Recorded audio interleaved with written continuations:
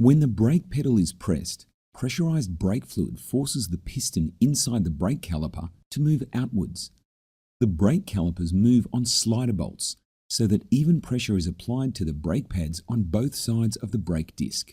The brake pads comprise of a block of friction material fastened to a metal backing plate.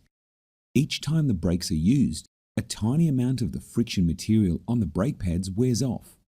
Normal life for brake pads varies widely depending on the design of the brake system and the driving conditions and style. Pad wear is accelerated when the brakes don't release correctly.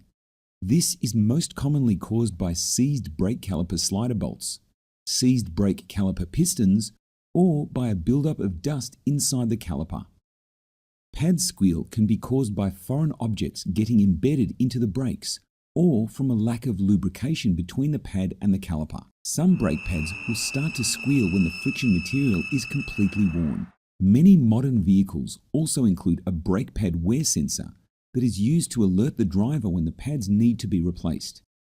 Pad wear sensors need to be replaced at the time of the brake service. Worn-out brake pads limit your ability to safely slow and stop the vehicle, so should be replaced when the friction material reaches minimum acceptable levels. To reduce brake squeal and vibrations, the brake components should be cleaned and brake grease or anti-seize compound applied to the non-friction surface of the brake pads, pad ears, and slider bolts.